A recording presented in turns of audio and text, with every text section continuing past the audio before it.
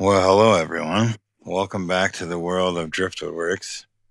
Bear with me because this is my first time doing a voiceover for one of these videos.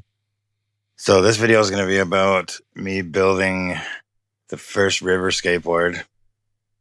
And in the scene right here, I'm using, I think it was a Caribbean blue, and I picked out this really nice piece of driftwood. It had such good character because I thought it would be such an amazing skateboard. Sometimes we use blow torches, but I mean, with Eco Epoxy, it will off gas on its own because it takes about 72 hours to cure. But it looks satisfying when you do it. And then after 3 days, you take the box that you've just built out of MDF and tuck tape, and then you can smash it. It's kind of like opening a present. It's not easy sometimes, but sometimes it unravels itself pretty good. And for some reason, tuck tape is the only thing that is like a release agent, and it's sweet because it just works really well with epoxy.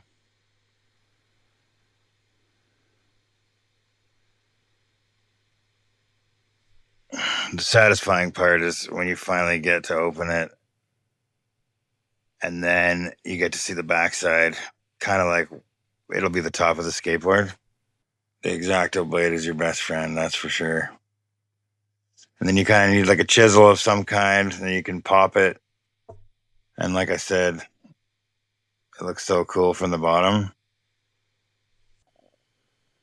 That's when you really get excited because you start to see what the skateboard might look like. You don't fully know yet, but just seeing the underside is very satisfying. And then this really loud part, you got to take it down. This is before we had the CNC machine and we surfaced everything. But so we used an old bed frame and welded, I think, some angle iron together. And we used the router sled. It is a router sled, but it's a really makeshift one, but it glided so smooth. As you can see, there's sawdust everywhere, and it's way dirtier than what we have a dust collector nowadays. And then after that process, I brought it over to the sawhorses where I used I think it was like Crail Tab board. It was awesome because it was pretty flat as is. And I thought it was a really good shape for the cruiser that I was making. And yeah, I just took 2 clamps and clamped the tail and the nose, and then just drew with a pencil around the shape roughly, kind of like looking at where the driftwood was going to line up to, and especially where the holes for the trucks were going to go. That was a pretty big issue too. And it was the first one, so I didn't even know if it was going to break right away when I stood on it but yeah, I like how it turned out, and I liked the driftwood that was showing in the end. You're always going to have waste no matter what you do. There's nothing you can do about that.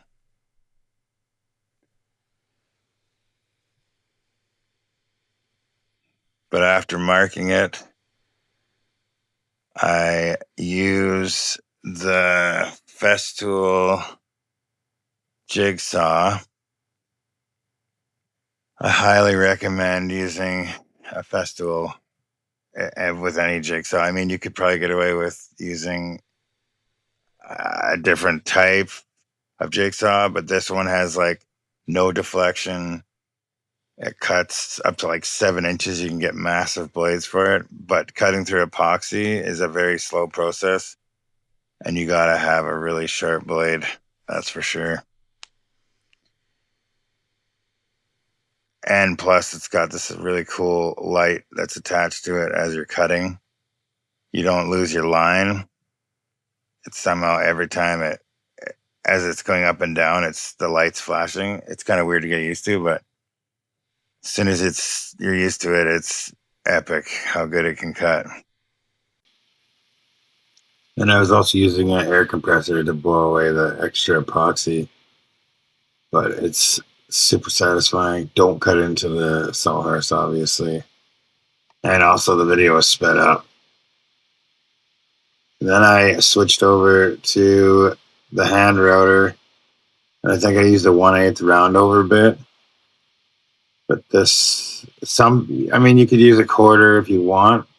I just like the smaller reveal on the bottom and the top. It makes it look more natural. I mean, the way the wood is shaped, it's already pretty wild looking, but it just makes your eye follow over the corner. Like, I hate when wood comes to like a stop. It's just got to be flowing all the time. It's kind of hard to explain, but if you're a woodworker, I'm sure you know what I mean.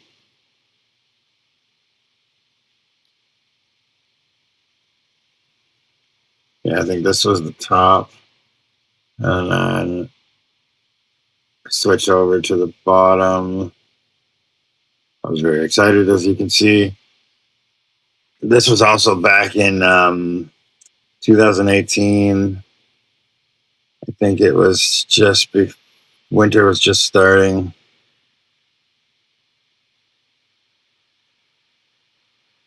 And actually, I got asked by, I think it was called Unilab. They asked me to make a video, and then they were going to make a viral video out of it.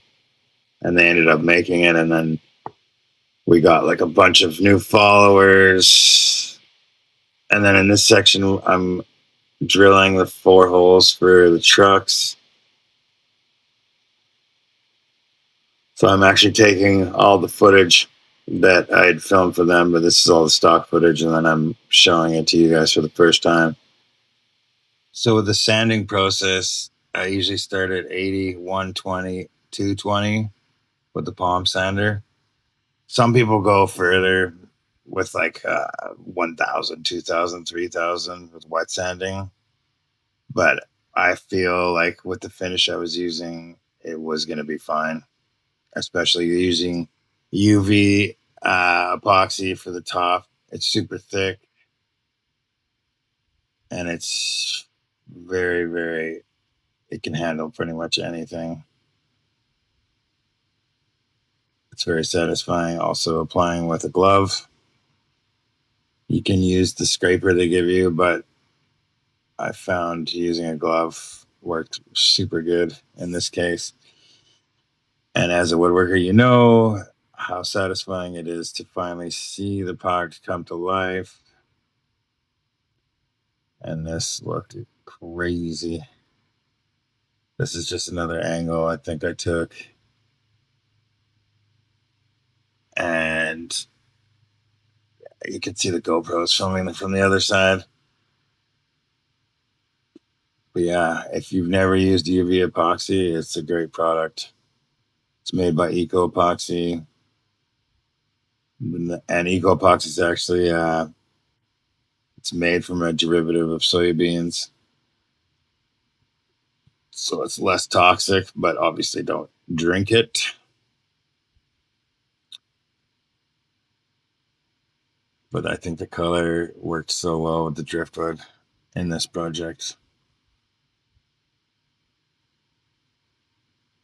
It had just so much color to the wood, and like the way the epoxy color looked like the sea.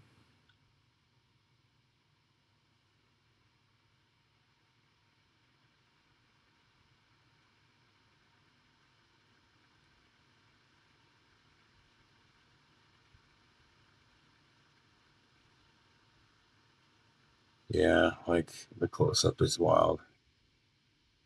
And I'm not even sure what kind of the the root was, like the driftwood. I think it was a cedar. It's actually hard to tell when you're dealing with driftwood. Yeah, this is the bottom. You can see that we used our Driftwood Works burner on the tail. And then I used, I think, some Shorty's hardware.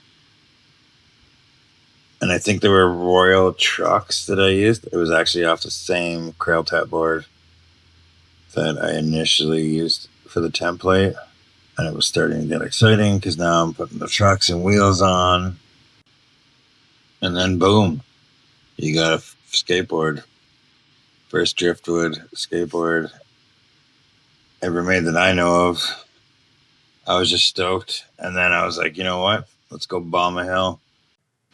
Thanks for taking the time to watch this video.